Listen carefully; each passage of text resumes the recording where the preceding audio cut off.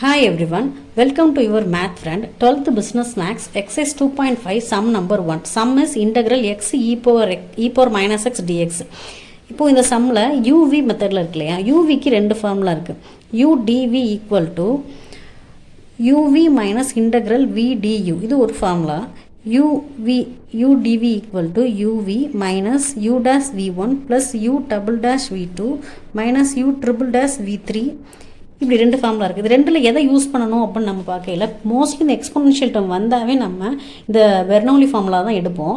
இதில் வந்து எக்ஸ் பக்கத்தில் மோர் தென் 1 இருந்தால் தான் இது எடுப்போம். சரியா, மோர் தென் 1 இல்லாமல் எக்ஸில் பவரில் 1 இருக்குது அப்படின்னு நம்ம இதையே சூஸ் பண்ணலாம். சரிங்களா, இது நான் எதுக்கு சொல்கிறேன்னா, உங்களுக்கு ஆல் ஓவர் இந்த சாப்டர் ஃபுல்லாக பார்க்கல எதுக்கு இந்த ஃபார்முலா எடுக்கிறோம், எதுக்கு இந்த ஃபார்முலா எடுக்கிறோன்ற ஒரு கன்ஃபியூஷன் வரும். சரிங்களா, அதுக்காக பவர் எக்ஸ் இந்த எக்ஸ்போனன்ஷியல் வந்தாவே நம்ம இதை தான் எடுப்போம். எப்போ எடுப்போம்னா எக்ஸ் பவரில் மோர் தென் 1 இருக்கையில் மட்டும்தான் எடுப்போம். இங்கே வந்து மோர் தென் 1 இல்லை, 1 தான் இருக்குது. ஸோ ஃபஸ்ட்டு ஃபார்முலாவே சூட்டபிளாக இருக்கும். இதுக்கு நமக்கு என்னென்ன வேணும், u வேணும், v வேணும், du வேணும். சரிங்களா, இப்போ இதில் எதை u எடுக்கிறது எதை v எடுக்கிறது அப்படிங்கிறத நம்ம கன்ஃபியூஷன் வரும். அதுக்கு ILATE ஐலேட் அப்படின்ற லெட்டர் ஃபார்மேஷனில் எது ஃபஸ்ட்டு வருதோ அதை வந்து யூனும் செகண்ட் வர்றதை வீனும் நம்ம எடுத்துக்கலாம். ஓகேங்களா, இந்த அல்ஜிப்ரிக்கு எக்ஸ்போனன்ஷியல் ரெண்டும் இருக்கு இல்லையா, இதில் அல்ஜிப்ரிக் இங்கே ஃபஸ்ட்டு இருக்குது, எக்ஸ்போனன்ஷியல் செகண்ட் இருக்குது. ஸோ அல்ஜிப்ரிக் ஃபஸ்ட் இருக்கிறதுனால அது அல்ஜிப்ரிக்கை ஃபஸ்ட்டு எடுத்துக்கலாம், யூன்னு எடுத்துக்கலாம். தென் எக்ஸ்போனன்ஷியல் செகண்ட் இருக்கிறதுனால எக்ஸ்போனன்ஷியலை செகண்டாக எடுத்துக்கலாம், டிவின்னு எடுத்துக்கலாம். சரிங்களா, இது ஒரு பேசிக் அண்டர்ஸ்டாண்டிங்காக சொல்கிறேன். பர்பஸாக இந்த மாதிரி ஸ்டெப்ஸ் நம்ம ஃபாலோ பண்ணோன்னா மிஸ்டேக்ஸ் இல்லாமல் நம்மளால் சம் போட முடியும். சரிங்களா, இதை டிஃப்ரென்ஷியேட் பண்ணல du equal to dx, integration பண்ணல இதை இன்டகிரேஷன் வந்து டிஃப்ரென்ஷியேஷனும் கேன்சல் ஆகிட்டு v ரிமைனிங் இருக்கும்.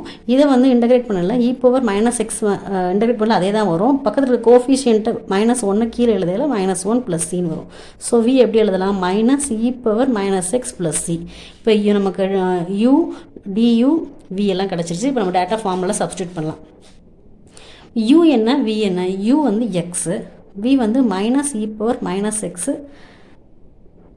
தென் மைனஸ் இன்டகிரல் v வந்து என்னது பவர் மைனஸ் எக்ஸ், du வந்து dx. சரிங்களா, இப்போ minus x power minus x, இந்த மைனஸும் ப்ளஸ் ஆகிடுச்சுன்னா integral power minus x dx. Right, இப்போ என்ன பண்ணலாம் பாருங்கள், minus x power minus x plus இந்த பவர் மைனஸ் எக்ஸை இன்டகிரேட் பண்ணல power minus x divided by -1 + c. சரிங்களா, இப்போது minus x power minus x, இந்த plus minus power minus X + c. இதில் இங்கேயும் பவர் எக்ஸ் மைனஸ் எக்ஸ் இருக்குது, பவர் மைனஸ் எக்ஸ் இருக்கிறதுனால பவர் மைனஸ் எக்ஸை காமனாக எடுக்கல மைனஸ் எக்ஸு -1 + c.